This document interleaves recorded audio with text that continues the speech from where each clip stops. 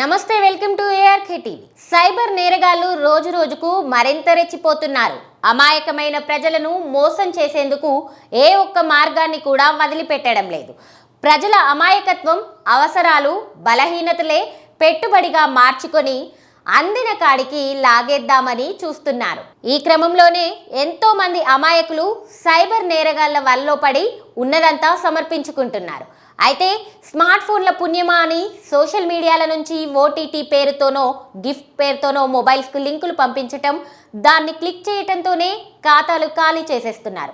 అయితే ఇన్ని రోజులు ఏదో అమ్మాయి పేరుతో ఇన్స్టాగ్రామ్ రిక్వెస్ట్లు పంపించగా వాటిని యాక్సెప్ట్ చేసిన వారి ఖాతాల నుంచి డబ్బులు మాయం చేస్తున్న ఘటనలు వెలుగు చూశాయి. అయితే ఇప్పుడు ఏకంగా సూపర్ స్టార్ మహేష్ బాబు కూతురు సితారా పేరునే వాడేసుకుంటున్నారు సైబర్ కేటుగాళ్లు. సితారా పేరుతో ఫేక్ ట్రెండింగ్ లింక్స్ పంపిస్తూ కొత్త మోసానికి సైబర్ నేరగాళ్లు తెరతీశారు. ఇన్స్టాగ్రామ్లో ఫేక్ ట్రెండింగ్ లింక్స్ పంపి నగదు కాజేస్తున్నారు. ఈ విషయం సోషల్ మీడియా ద్వారా వైరల్ అవుతుండటంతో మహేష్ బాబు టీం రంగంలోకి దిగింది.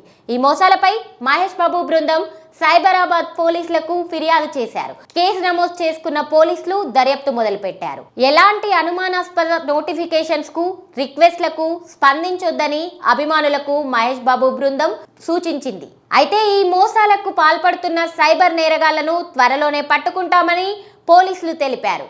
అయితే సోషల్ మీడియా ద్వారా వస్తున్న ఇలాంటి రిక్వెస్ట్ల పట్ల అప్రమత్తంగా ఉండాలని పోలీసులు హెచ్చరించారు.